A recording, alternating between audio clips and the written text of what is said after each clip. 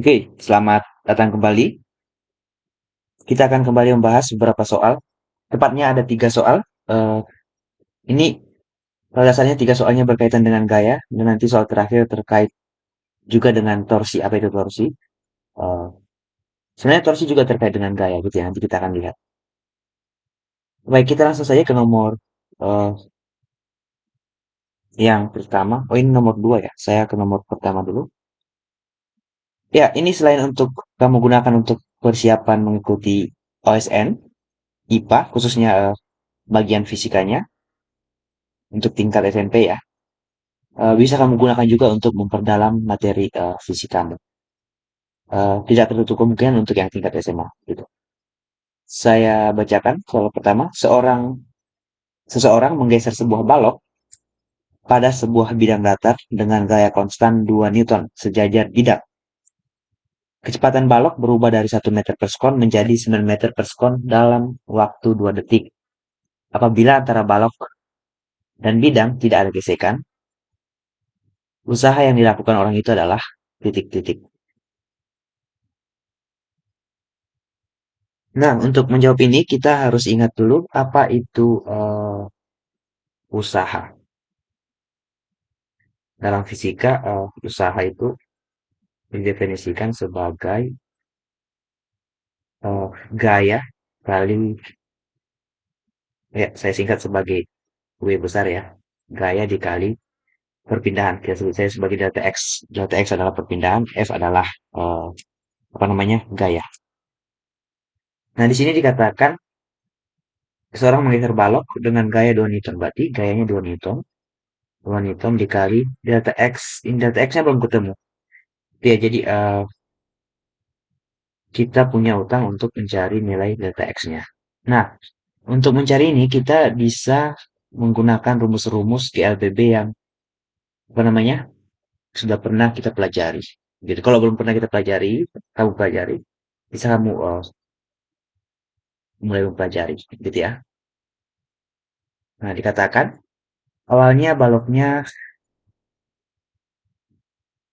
memiliki kecepatan di sini 1 meter per sekon.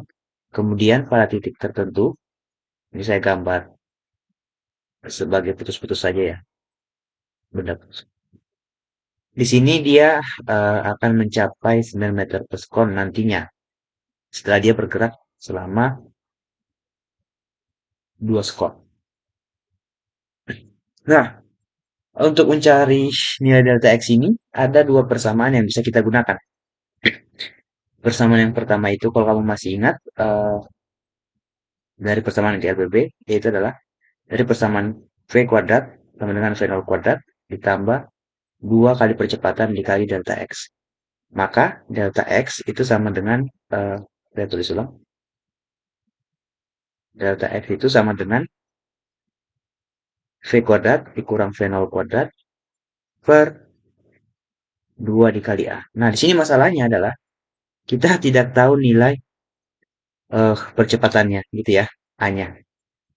Karena kita nggak tahu nilai eh, percepatannya, ini A, maka kita harus hitung dulu nanti. Nah, cara yang kedua untuk mencari delta X-nya adalah dengan persamaan posisi, yaitu X sama dengan X0 tambah V0 dikali T ditambah setengah AT kuadrat. Sama di sini juga ada besaran percepatan gitu ya. Jadi kita tetap harus mencari nilai percepatannya dulu gitu. Jadi ini delta X adalah X dikurang X0 gitu ya. Jadi delta X sama dengan V0 dikali T ditambah setengah AT kuadrat. Nah, lagi-lagi di sini besaran A harus dicari dulu. Jadi kedua persamaan ini tetap belum bisa digunakan sebelum nilai percepatan kita hitung. Berarti kita harus menghitung nilai eh, percepatannya. Oke, kamu masih ingat persamaan kecepatan? Kecepatan akhir suatu benda adalah kecepatan awalnya ditambah dengan pertambahan kecepatan. Pertambahan kecepatannya adalah percepatan dikali waktu, gitu ya. Nah, eh, maka bisa kita tuliskan kembali percepatan sama dengan kecepatan akhir dikurang kecepatan awal per waktu. Nah, ini sama dengan eh, 9 dikurang 1 per 2 sekon. Ini sama dengan 8 per 2 sama dengan 4 meter per sekon kuadrat. Ingat, satuan percepatan adalah meter per sekon kuadrat.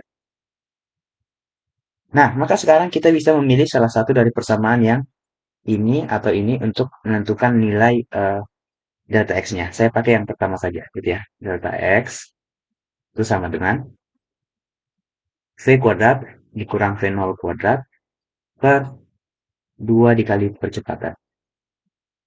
V kuadrat adalah 9 kuadrat dikurang 1 kuadrat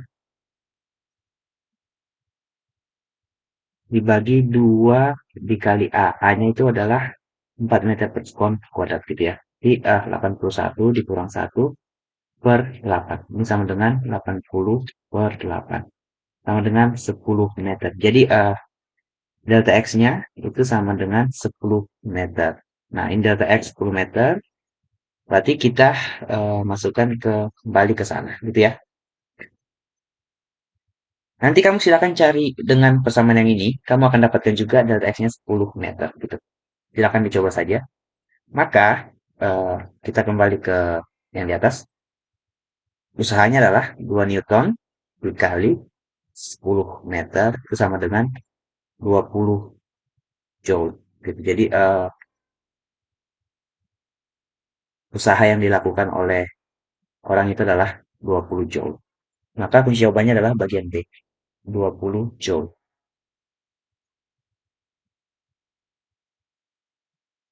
Begitu kita ke nomor 2. Ini masih tentang apa namanya gaya juga ya. Saya bacakan soalnya. Sebuah mobil bermassa 1 ton bergerak dipercepat di tempat datar yang kasar dengan gaya gesek 15 Newton. Jika dalam waktu 2 menit perubahan kecepatannya adalah 24 meter per sekon, maka gaya dorong mesin adalah. Nah, kita harus tahu masanya dikatakan, eh, saya tulis di bawah sini, massa mobil sama dengan 1 ton, sama dengan 1000 kilogram. Lalu ada gaya gesek yang dialami, F ges gitu ya, saya tulis sebagai F gesekan, sama dengan 15 Newton. Nah, gaya gesek arahnya selalu berlawanan dengan arah gerak mobil gitu ya. Dikatakan juga dalam waktu 2 menit terjadi perubahan kecepatan sebesar 24 meter per sekon. Nah, dalam waktu 2 menit, delta X, mohon maaf, delta V, atau perubahan kecepatannya adalah 24 meter per sekon. Ini dalam waktu 2 kali 60 sekon atau 120 sekon. Artinya, kita bisa tahu, apa namanya, percepatannya adalah delta V, perubahan kecepatan per waktu gitu ya. Perubahan waktu sebenarnya, atau delta T. Tapi kalau kamu bingung dengan delta T, kita pakai T saja. Sebenarnya ini delta T adalah selang waktu gitu ya. Waktu itu bisa dimaknai sebagai saat atau sebagai selang waktu gitu. Yang kita maksud di sini 120 sekon adalah selang waktu. Berarti ini adalah 24 meter per sekon per eh, berapa tadi itu? 120 sekon. Ini sama dengan 24 bagi 12 itu sama dengan 2. 2 dibagi 10 berarti 0,2. 0,2 meter per sekon kuadrat. Jadi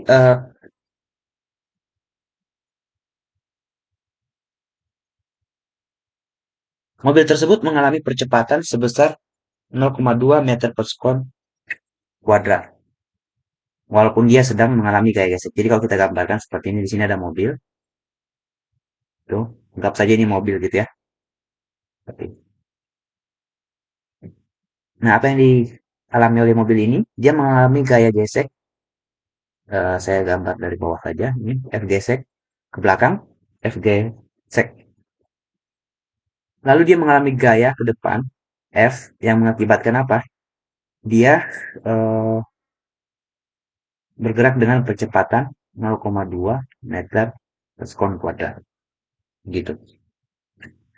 Nah,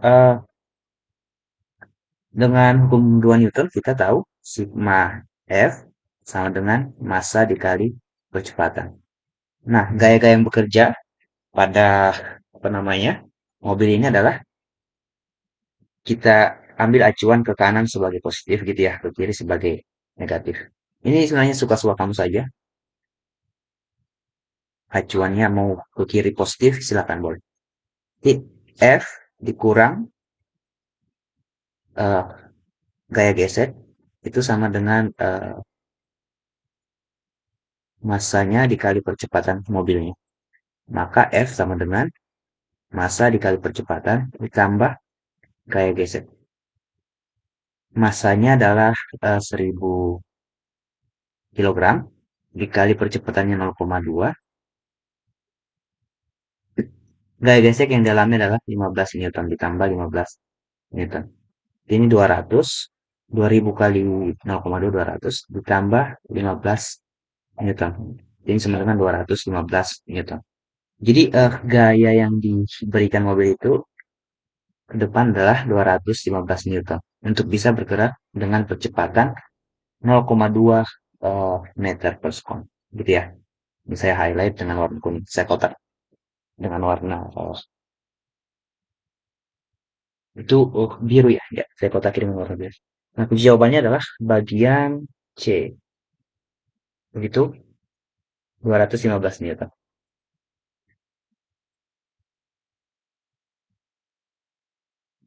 Baik, kita ke soal nomor 3 yang terakhir.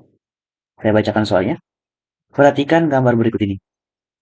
Angka-angka yang tertulis pada balok menunjukkan massa tiap balok dalam satuan kilogram. Balok 5 kilogram berada 2,5 meter dari titik tumpu. Maka, agar sistem setimbang, balok M harus bermassa titik-titik dan berada titik-titik dari titik tumpu. Oke, ini kita highlight kata kuncinya adalah setimbang atau setimbangan dalam keadaan gerak gitu ya. Keadaan geraknya dalam keadaan setimbang. Begitu. Artinya apa? Ini tidak bergerak, ini percepatannya sama dengan nol. Ini juga eh, percepatannya sama dengan nol, gitu. Benda yang ini juga percepatannya sama dengan nol. Selain itu, eh, percepatan rotasinya juga harus sama dengan nol, alfa. Apa itu percepatan rotasi? Nggak akan kita bahas secara spesifik di sini ya. Tapi yang mau saya katakan adalah eh, ruas yang di bawah ini tidak akan mengalami perputaran baik ke arah sana ataupun ke arah sana. Jadi tidak ada gerak rotasi dan tidak ada gerak translasi. Jadi translasi itu kurang lebih gerak linear ke bawah ini tidak terjadi, tapi dia tetap diam di situ. Ini juga tidak akan berputar gitu, baik ke sana atau ke sana gitu ya. Tidak terjadi perputaran. Sehingga kita punya dua syarat supaya ini setimbang dalam fisika, setimbang dalam keadaan gerak ya ini ya. Kalau kesetimbangan termodinamika beda lagi. Eh, Syaratnya adalah sigma gaya harus sama dengan nol. Lalu yang kedua adalah sigma torsi itu sama dengan nol. Nah, apa itu torsi? Torsi ini adalah lengan gaya dikali gaya. Gaya itu sendiri, gaya yang bekerja. Gampangannya kalau kamu membuka pintu, lengan gaya adalah dari engsel pintunya sampai ke titik kamu memegang pintunya. Nah, kalau di sini lengan gayanya adalah dari tumpuan ke gayanya, yaitu misalnya gaya berat dari benda 5 kilogram gitu. Atau dari tumpuan ke benda M gitu. Jadi di sini ada gaya beratnya benda M, lalu di sini ada lengan gayanya sebesar berapa nanti akan kita cari gitu. Jadi syaratnya adalah ini. Kalau gitu kita lanjut mengerjakan. Baik, kita sudah punya syarat kesetimbangan, maka kita akan gunakan untuk menganalisis masalah yang ada. Yang pertama kita eh, atau saya sebenarnya saya senang memberikan nama ini sebagai benda A, yang 5 kilogram sebagai benda B, yang M yang belum diketahui kita sebut saja sebagai benda C, gitu ya. Sekarang kita lihat benda A. Benda A itu diam atau dia timbang gitu ya, tidak bergerak. Maka, apa yang terjadi? Agar A diam, A diam. Maka, resultan gaya pada A harus sama dengan nol. Apa saja gaya yang bekerja pada A, kita bisa gambarkan. Benda A tentunya mengalami massa A dikali G atau percepatan gravitasi bumi, yaitu tidak lain adalah gaya beratnya sendiri ya. Lalu ke atas ada gaya tegangan, tali. Maka bisa kita simpulkan, T dikurang MA dikali G, atau percepatan gravitasi sama dengan nol. Maka T sama dengan MA dikali G. MA-nya adalah 2 dikali G. G ini berapa? Apakah 10 atau 9,81? Eh, tidak perlu kita tulis ya, kita tulis sebagai G saja. Oke, sekarang kita sudah punya satu persamaan. Kita lihat benda B. Nah, benda B, dia berada pada sisi kanan tuas, seperti ini. Apa saja gaya yang bekerja pada benda B, gitu ya.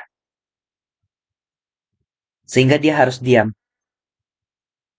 Di sini ada gaya beratnya, yaitu MB dikali G. Ke atas ada juga tegangan tali, gitu ya. Dia mengalami gaya tegangan tali juga, T. Nah, apakah ada gaya yang lain? Kita lihat, kalau T tadi 2G nilainya ya. Sementara MB itu adalah 5G. Berarti 5G ke bawah, 2G ke atas. Berarti tidak masuk akal gitu ya. Dia harusnya bergerak ke bawah sebesar 3G. Artinya ada gaya lain yang bekerja yang diakibatkan oleh bidang ini, yaitu adalah gaya normal ke arah atas.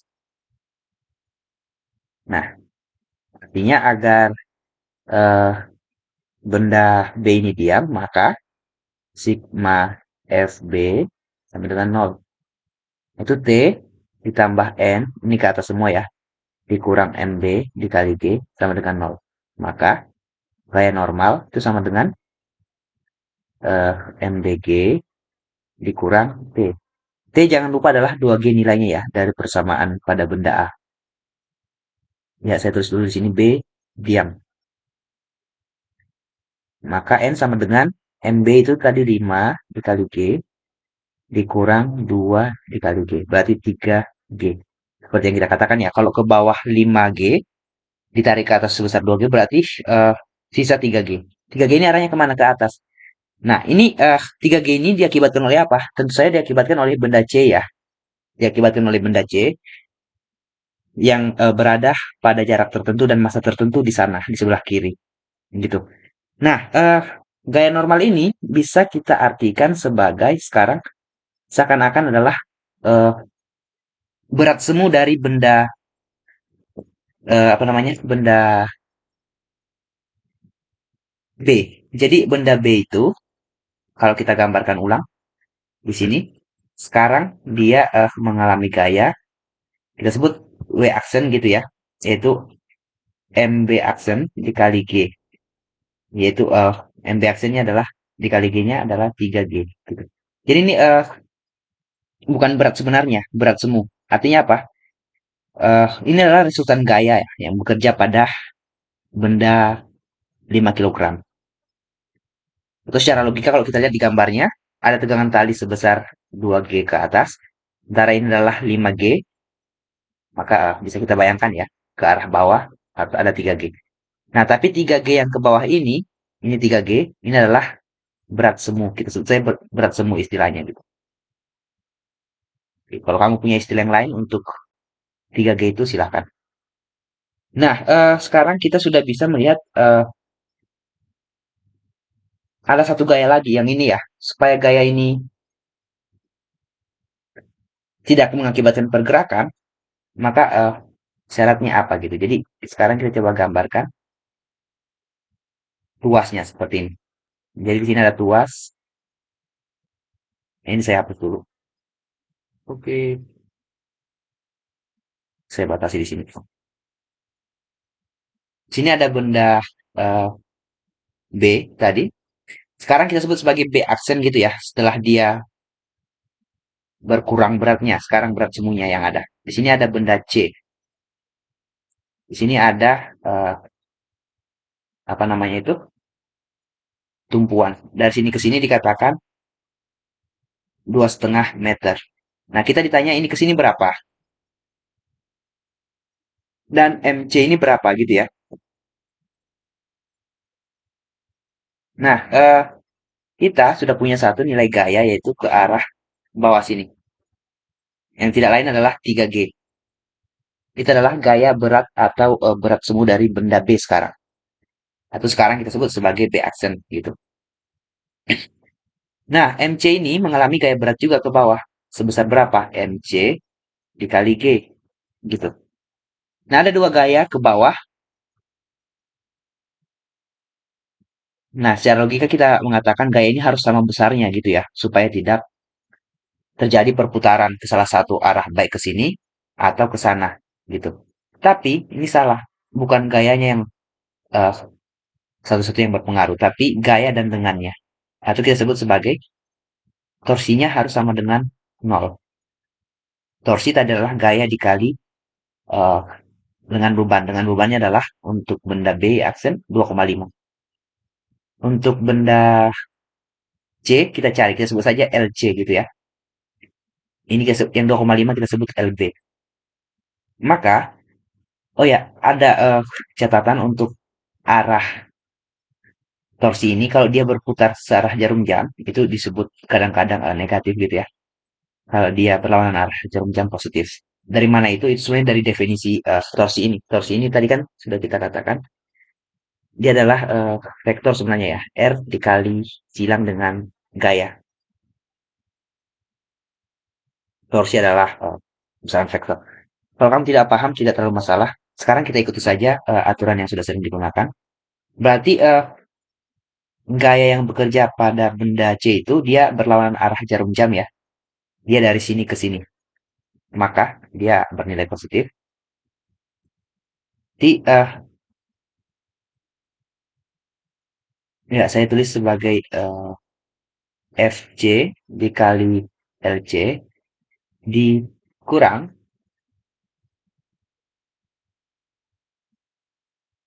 gaya berat aksen ya, gaya semu dari B. Saya tulis W aksen B dikali LB sama dengan 0. FC itu adalah MC dikali G dikali LC. Dikurang W aksen itu adalah 3G dikali LB. LB itu adalah 2,5 ya. 3G dikali 2,5 sama dengan 2,5 sama dengan 0. Nah, G dengan G bisa kita coret di sini karena ruas kanan 0. Maka bisa kita simpulkan MC dikali LC itu sama dengan 3 dikali 2,5 adalah 7,5. Nah, di sini sayangnya tidak ada jawaban yang pasti ya gitu. Artinya kita harus mencoba satu-satu kunci jawaban atau opsi jawabannya. Jadi di sini MC dikali LC adalah 7,5. Artinya MC-nya dan LC-nya bisa jadi kombinasi dari beberapa angka gitu. Nah, di kunci jawaban kita lihat saja satu persatu. Bagian A itu 5 kilogram dan 1 meter. 5 kali 1 itu tidak mungkin 7,5 ya, itu adalah 5, berarti ini tidak mungkin. 7 dan 1 tidak mungkin. 5 dan 1,5, 5 kali 1 5, 5 kali setengah 2,5, berarti ini mungkin. 7 dan 2 14 tidak mungkin gitu ya. Berarti jawaban yang paling tepat adalah C. Oke, baik. Sampai di sini dulu pembahasan kita. Mudah-mudahan kamu paham. Baik, kalau ada yang salah dari penjelasan saya, tolong dikomentari. Gitu, kalau kamu juga punya konsep yang lebih gampang diserap, mungkin bisa berbagi informasinya di kolom komentar. Terima kasih, sampai bertemu kembali di pembahasan soal-soal atau di video berikutnya.